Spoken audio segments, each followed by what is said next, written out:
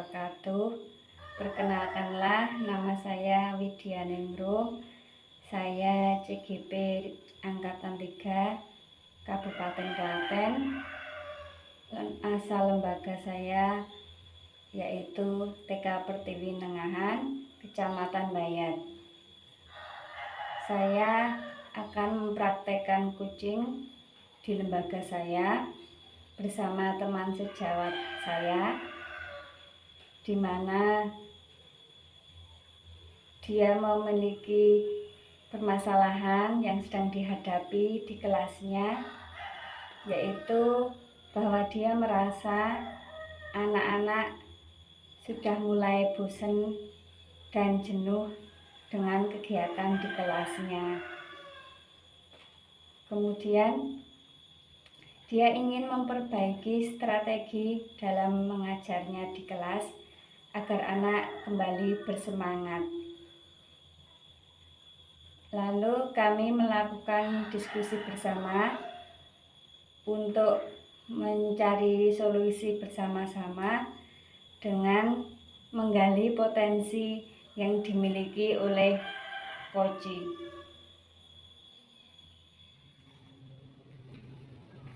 Selamat siang, Bu. Ada apa nih?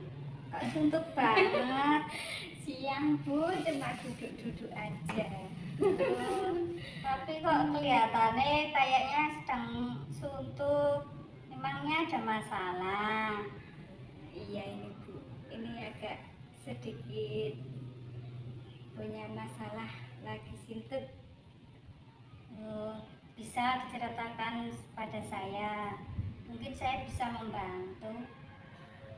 Nah, Ibu harusnya udah selesai belum? Kalau ada waktu ya boleh saya sharing-sharing sama Ibu sebentar. Dengan senang hati. Saya sudah selesai kok dengan pekerjaan saya. Barusan sudah selesai menilai harian saya.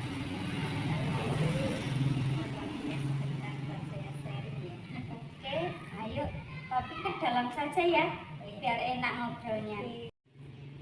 Nah, sekarang coba Ibu ceritakan apa yang mengganggu pikiran Ibu saat ini sehingga terlihat suntuk banget seperti tadi. Begini Bu, belakangan ini tuh keadaan kelas itu sedang tidak nyaman. Sepertinya itu anak-anak sudah mulai bosan dengan kegiatan yang saya berikan. Jadi saya ingin sharing sama Ibu gimana enaknya solusinya biar keadaan kelas itu kembali, anak-anak itu antusias kembali, terus semangat seperti itu. Oh, begitu.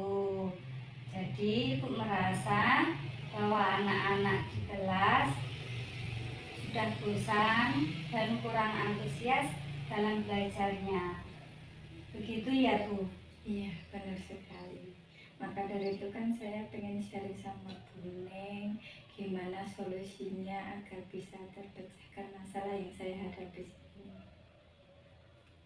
Ya. Oke. Baiklah, mari kita berdiskusi bersama. Nah, kira-kira apa yang bisa saya bantu, Bu? Dan apa yang ingin Ibu capai di diskusi kita ini nanti? Agar anak kembali antusias, terus bersemangat, bisa aktif kembali. Apakah Ibu bisa bantu saya mencarikan solusinya? Oh ya. Terus ada lagi? Apakah strategi yang saya lakukan itu salah atau gimana kok anak-anak itu nggak bisa semangat, antusias seperti dulu, sudah mulai bosan. Oh ya, nah itu tujuan Ibu sudah bagus. Baiklah, sebelumnya bisa diceritakan hambatan apa yang Ibu hadapi saat mengajar di dalam kelas? saya tuh bingung, anak-anak akhir-akhir ini tuh sering gojek, tidak memperhatikan kegiatan, terus kayaknya tuh banyak yang bosen, kok nggak mau aktif gitu loh anak-anak itu di kelas itu. Terus apa yang membuat ibu berpikir demikian coba? Selama ini kegiatan itu menggunakan LKPD itu yang kami buat dengan menggunakan memasukkan 6 aspek perkembangan seperti nilai moral agama, fisik motorik, kognitif, bahasa dan sosial emosional dan seni itu sudah dimasukkan, tapi kok anak-anak masih Jenuh ya? jenuh, iya mas, Iya, iya.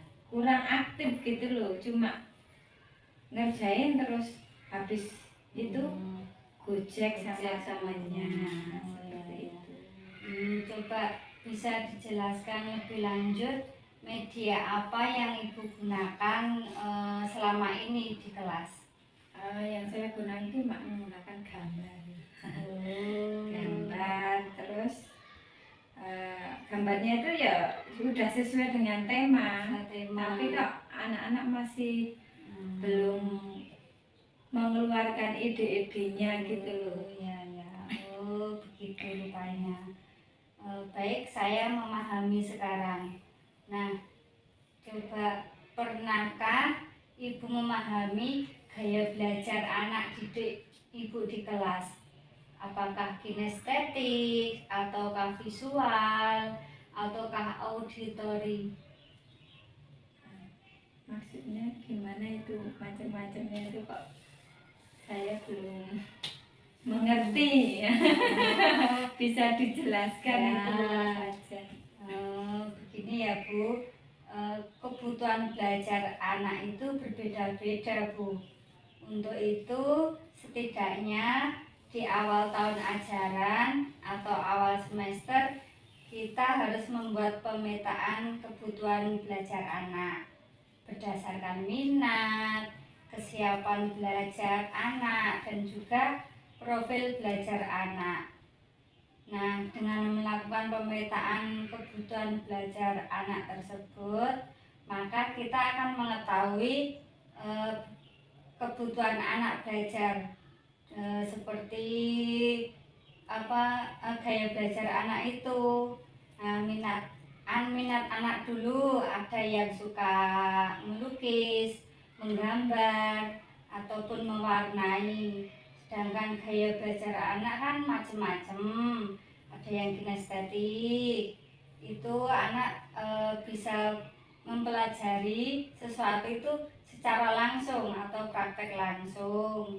Kemudian gaya belajar yang visual, anak-anak itu mempelajari sesuatu itu dengan melihat gambar atau video seperti itu. Kemudian kalau yang gaya belajar auditori, anak-anak itu bisa memahami materi yang disampaikan guru dengan hanya sekedar mendengarkan penjelasan dari guru sudah bisa, seperti itu. Nah, untuk memenuhi hal itu maka di awal semester atau awal tahun ajaran kita harus memetakannya agar kita tidak salah dalam memilih kegiatan untuk anak. Begitu Bu. Gitu ya. Makanya anak-anak itu kok kurang antusias kalau pembelajaran hanya menggunakan LKPD. Iya. Mungkin anak-anak itu sudah merasa bosan karena kan cuma pakai gambar, itu aja gitu. Iya, mungkin saja Bu. Nah, demikian dengan demikian Ibu sudah bisa mengevaluasi sendiri ya strategi mengajar Ibu itu selama ini seperti apa. Nah, sekarang coba Ibu jelaskan hal-hal apa yang ingin Ibu tingkatkan saat kegiatan belajar mengajar di kelas untuk selanjutnya. Untuk selanjutnya mungkin saya akan menyiapkan pembelajaran yang bervariatif seperti yang Ibu sampaikan itu, seperti itu, agar anak itu bisa berkreasi dan menantang belajarnya itu lebih mengeluarkan apa ya, ingin Ide. tahu, ide dan Iya. ingin tahunya Iya. itu seperti itu, dan tertarik dengan pembelajaran yang kita berikan seperti yang Ibu sampaikan dengan menggunakan media-media yang menarik perhatian anak. Nah, benar sekali Ibu. Terus kemudian apalagi rencana Ibu untuk kedepannya? Kedepannya ya saya kan sharing dulu sama jenengan, udah sharing. Nah nanti kan kita juga minta izin sama kepala sekolah apakah diperkenankan saya menggunakan metode yang Ibu sampaikan seperti itu, dan kita akan menyusun kegiatan mendatang itu dengan metode yang sudah Ibu sampaikan seperti itu. Iya. Terus selanjutnya apalagi coba langkah-langkahnya? Saya akan menyiapkan kegiatan yang bervariatif, yang menantang, tentu saja akan memetakan kebutuhan belajar anak seperti yang Ibu sampaikan tadi. Itu ya. Ya. Oke, itu bagus sekali rencananya. Nah, terus bagaimana analisa kekuatan dan kelemahan dari rancangan Ibu tadi atau rencananya tadi? Dari rancangan saya buat tersebut maka akan menjadi kekuatan untuk memetakan kebutuhan belajar anak. Maka kegiatan yang disiapkan sesuai dengan minat belajar anak. Terus kelemahannya? Namun gini, kita perlu koordinasi, kolaborasi untuk menyiapkan kegiatan pembelajaran seperti itu. Saya kan juga nggak bisa sendiri. Karena kan muridnya banyak ya, Iya. jadi kan membutuhkan teman. Iya. Ya. Wah, sangat bagus itu. Ibu sudah memetakan kekuatan Ibu dalam kebutuhan anak nanti seperti apa, kemudian harapan apa yang ingin Ibu inginkan terhadap anak didik untuk selanjutnya setelah memetakan kebutuhan belajar anak tersebut.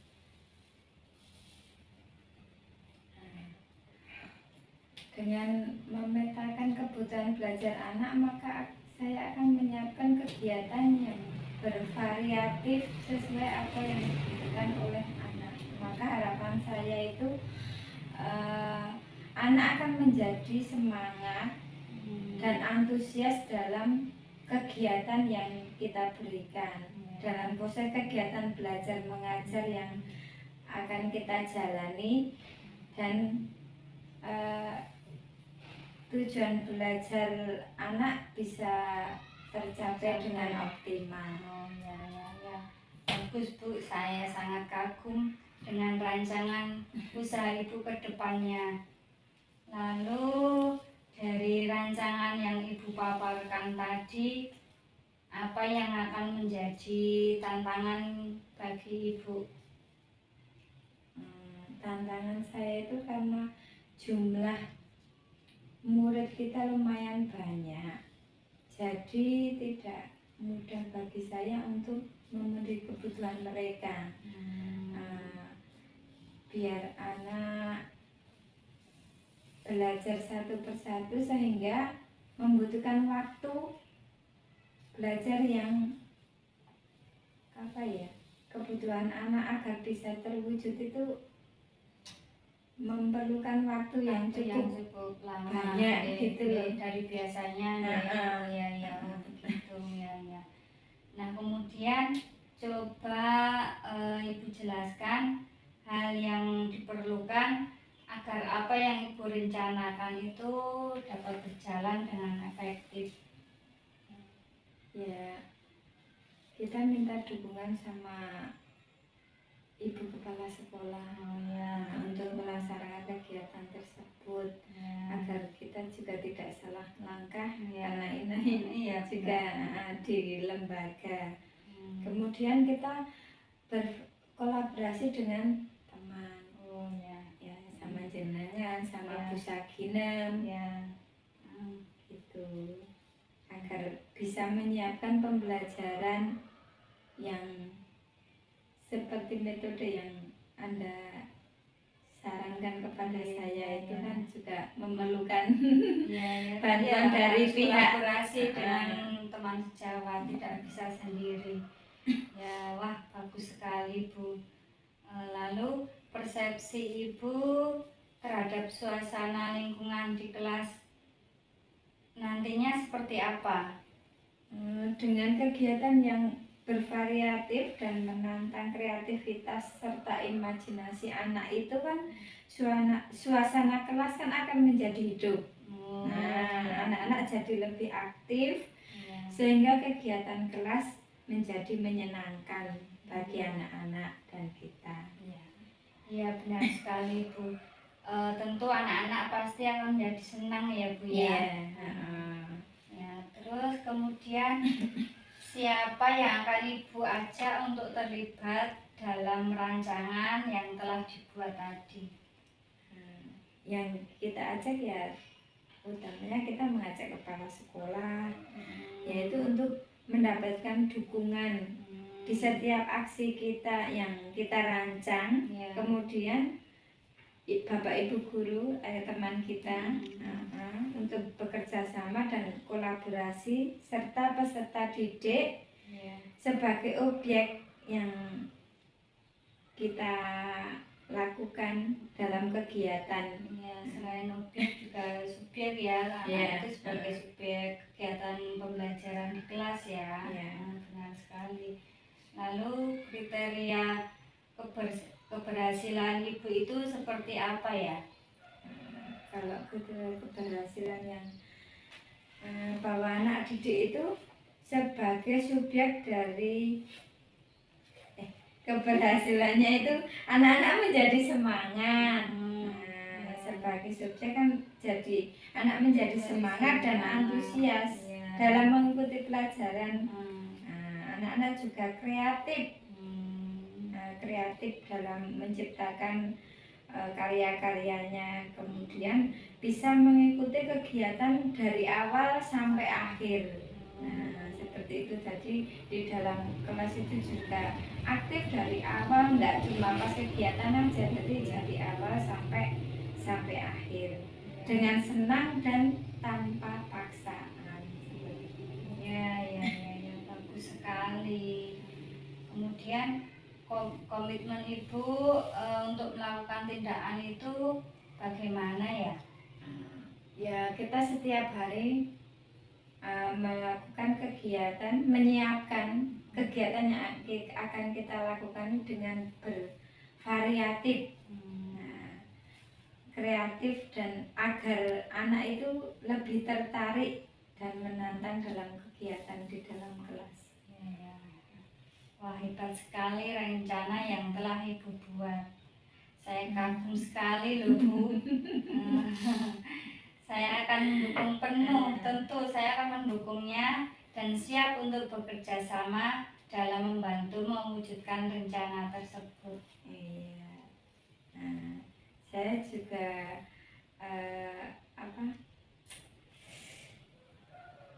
berterima kasih kepada Bu Ningrum telah membantu saya terus mencarikan solusi dari masalah yang saya hadapi, telah menunjukkan perbaikan dan perubahan akan saya lakukan dengan strategi yang Ibu berikan, ya, untuk mengubah cara belajar agar anak-anak lebih baik lagi. Ya, kita sama-sama belajar ya Bu ya. Saya juga hanya menyampaikan sebatas apa yang saya ketahui. Kita belajar bersama biar maju bersama terhadap anak didik kita, biar semua tercukupi kebutuhan dalam belajarnya. Nah, setelah kita berdiskusi, sekarang coba perasaan Ibu bagaimana dibandingkan yang tadi? Ya, alhamdulillah, terima kasih sekali. Saya sudah merasa lega, sudah bisa sharing sama Buning untuk memecahkan masalah yang saya hadapi. Terima kasih banyak telah memberikan penjelasan, memberikan ilmu pada saya. Semoga bisa bermanfaat bagi kita semuanya, bisa memperbaiki dalam pembelajaran kita besok ke depannya. Ya. Alhamdulillah kalau begitu, semoga apa yang sudah saya sampaikan bisa membantu ya Bu. Ya, amin. Terima kasih Pak. Sekarang kita lanjutkan dengan pekerjaan kita ya Bu ya, dengan menyiapkan kegiatan untuk besok pagi. Ya. Assalamualaikum warahmatullahi wabarakatuh. Saya di sini akan menyampaikan hasil observasi saya yang saya lakukan dari hasil observasi terhadap praktek coaching yang dilakukan oleh Ibu Widyaningrum. Menurut saya sudah baik dan sudah mencakup semua tahapan-tahapan dalam model TIRTA, antara lain yaitu 1. Tahapan tujuan.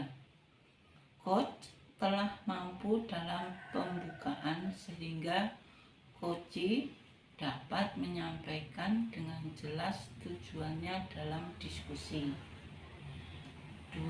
Tahapan identifikasi.